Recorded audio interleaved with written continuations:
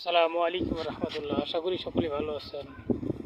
দুনিয়াতে বেঁচে থাকতে হলে প্রথম যেটা দরকার সেটা হচ্ছে উপার্জন করা। যদি কোনো ব্যক্তি উপার্জন না করতে পারে তাহলে তার জীবনের আর কোনো মূল্যায়ন মানুষের কাছে থাকে না।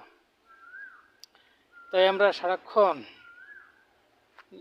উঠতি বয়স থেকে শুরু করে আমরা বৃদ্ধকাল পর্যন্ত চেষ্টা করি ইনকাম করার জন্য। ইনকাম করতে করতে মানুষ একসময় পাগল হয়ে যায়, একসময় খুনি হয়ে যায়, একসময় অনেক টাকার মালিক হয়ে যায়, একসময় নিঃস্ব হয়ে যায়।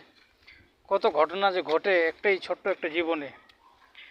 আমরা বাঁচি খুব বেশি হইলে সর্বোচ্চ 110-12 বছর, তা আবার অসুস্থ হয়ে কাটে কিছুদিন, শিশুকাল কাটে কিছুদিন, তারপর বৃদ্ধ অবস্থায় কাটাই।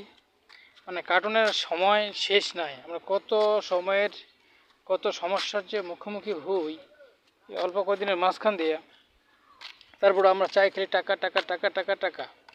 কেউ ইনকাম করতে পারে আর এবার কেউ ইনকাম করতে পারে না। তো যারা ইনকাম করতে পারে তারা আরও ইনকাম করতে চায়, যারা কিছু ইনকাম করতে পারে না তারা কিছুটা ইনকাম করতে চায়। যার 1 টাকা আছে সে 100 টাকা চায়, যার 100 আছে সে 1000 চায়, যার 1000 আছে সে 1 লাখ চায়। এরকম চাইতে চাইতে চাওয়ার কোনো সীমানা নাই। তো ঠিক একদিন এরকম করতে করতে সময় তো ঠিকই চলে যায়, জীবনের সময় ফুরিয়ে যায়, একসময় দুনিয়া থেকে বিদায় হয়ে যায় সবাই। তাও তার চাহিদা শেষ হয় না। তো ঠিক সেই জীবনের এই মুহূর্তে আমি অনেক ডিপ্রেশনে আছি। ব্যবসার অবস্থা ভালো যাচ্ছে না, ইনকাম হচ্ছে না, পারিবারিক খরচ বাড়তেছে, বাচ্চা কাচ্চা পড়ালেখার খরচ আছে। এই খরচ মিলে জীবন একটা বাধার সম্মুখীন হয়ে দাঁড়িয়ে আছে।